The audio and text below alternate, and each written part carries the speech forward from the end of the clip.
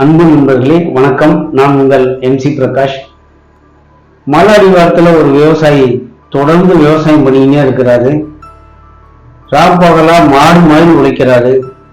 இவர் என்னதான் உழைச்சிட்டு இருந்தாலும் போதுமான மழை தண்ணி இல்லாதால அவர் வைக்கிற பயிர் ஃபுல்லா கருகி காஞ்சிதான் போகுது.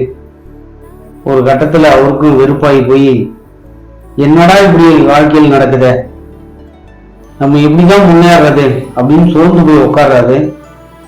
அப்பதான் அவருக்கு ஒரு யோசனை வருது. இந்த மலை மேல இருக்கிற மக்கள் எல்லாரும் அவங்களுக்கு தேவையான பொருள் எல்லாமே கீழே வந்துதான் வாங்கி எடுத்துட்டு போவாங்க.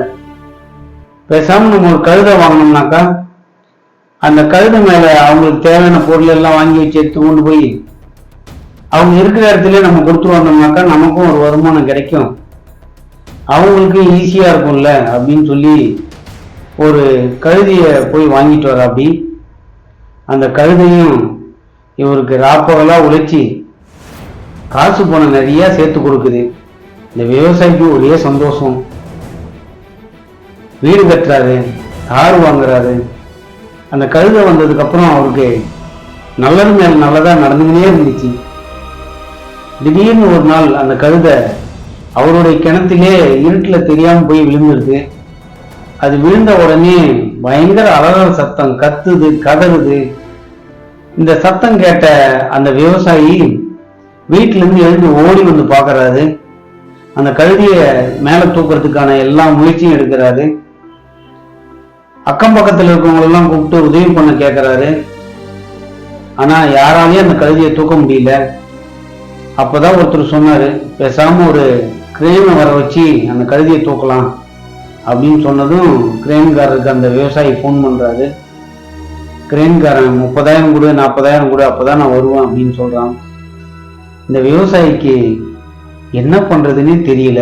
அங்க நின்றுட்டு இருந்தவங்க எல்லாமே சொல்லிக்கிட்டாங்க, 5,000 ரூபா கூட போகாது, இந்த கழுதைக்கு எதுக்கு 30,000 40,000 செலவு பண்ணணும், பேசாம அந்த கழுதை உள்ளே செத்து போகட்டும் அப்படின்னு விட்டுட்டு போலாம் இவன் அப்படி சொல்லிக்கிட்டே ஒருத்தர் போறத இந்த விவசாயி பார்த்தாரு. அவங்க சொல்றது சரிதானே, இந்த கழுதைக்காக 30,000 40,000 செலவு பண்ணணும் அப்படின்னு சொல்லி அந்த கழுதை உள்ளே கறந்தா போய் போகுது அப்படின்னு நினைக்கிறாரு.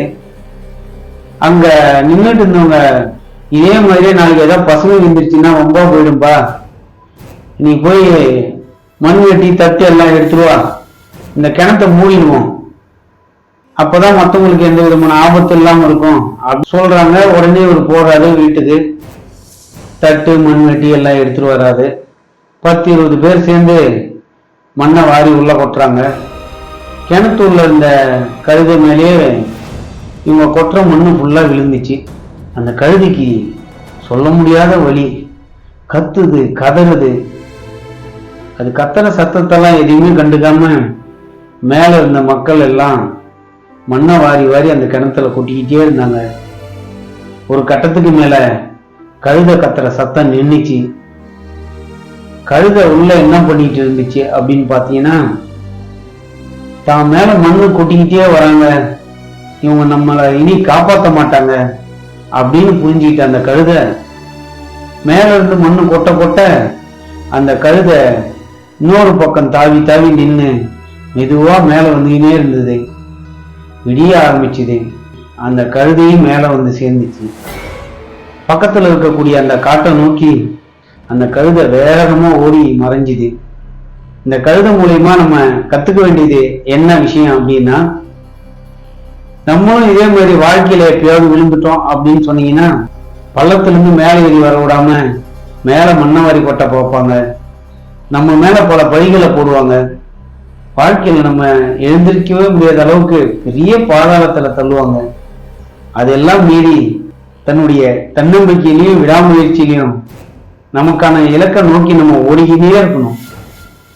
கட்டாயம் நமக்கான வெற்றி ஒரு நாள் கிடைக்கும் அப்படின்றது தான் இந்த கதை நமக்கு சொல்ல வருது.